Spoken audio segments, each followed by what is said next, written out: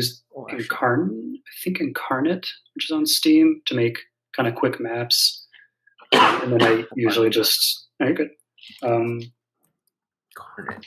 D&D. It's INK. INK, oh, like this one. Yeah, that one. And so that's just something to have like simple. You're right? Oh, sorry. Yes, I'm right. Oh, you can do that? Oh, sorry. No, I just saw you. And so this is just something that was kind of nice for me, making maps or a continent or something. And it wasn't a big thing. I just like, it helps you like make a random landmass, and then you can plug and play different features in it and put different cities down. And it's just a nice thing for people that are visual players, right? For someone that wants to like see the world. Like some people like really, I have friends that like really like seeing the map that Lord of the Rings, the world that Lord of the Rings takes place in. So it's like really cool that they really like seeing the layout of the land and like getting to say like, oh, this is a real place and these are all the things and how they're all related, even though I just see these as shots in a movie or scenes in a book. Anyway, so this is just a nice tool for visual learners. It's simple. I'm pretty sure I think I have a paid version from Steam, and it wasn't too bad. I think there's also there might be a free one on the browser. I don't recall. The Steam D&D. Oh, sorry. Go ahead. What were you saying? Oh, you said there's a Steam D&D version that you use, and I think Incarnate's on Steam, or at least there's some. Yeah. I see, and I'm curious.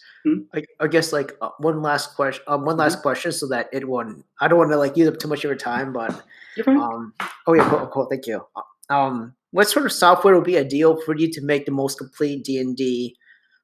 It's like a big question, so like it's like a big topic. So like, what sort of software would be ideal for you as a D&D Master to make it more ideal for all players and make it a fun, I guess, either a banter game or something that actually people get into it. So, what would you see an ideal environment for a great D&D game?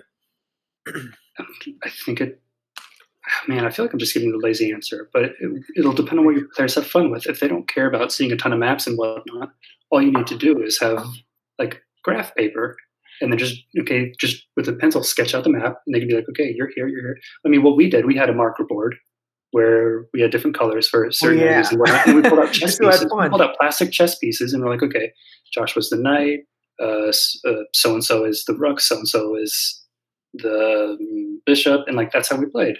We just had like chess pieces played, but or you can, a lot of people use Roll20 online, and they can kind of like make any image and then put it in the game.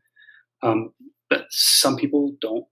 Some people don't like that. Some people are very like sensory players, and they want to be able to like roll dice and look at sheets and flip through pages and whatnot. Some people like that. That's the appeal of the game, to get to roll the dice and see the result rather than just clicking on a random number generator and 20 pops up. Like, so as far as what software is perfect, I would say maybe sometimes you don't even need software. I mean, we got away with a marker board and some chess pieces, right?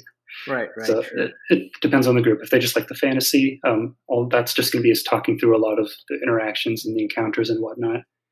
For someone that really is a physical learner or really likes the aesthetics of the game, maybe something like Roll20, where you can make your own like artwork and your maps and whatnot, and drop these like realistic looking characters. Or I guess in real life you can have like little figurines and whatnot. If someone likes to like carve those or 3D print little physical things for their game and make like 3D models of the worlds that they're living in. I'm sure people have made like Lego versions of their D&D sets, and that's just like what their players could move around in.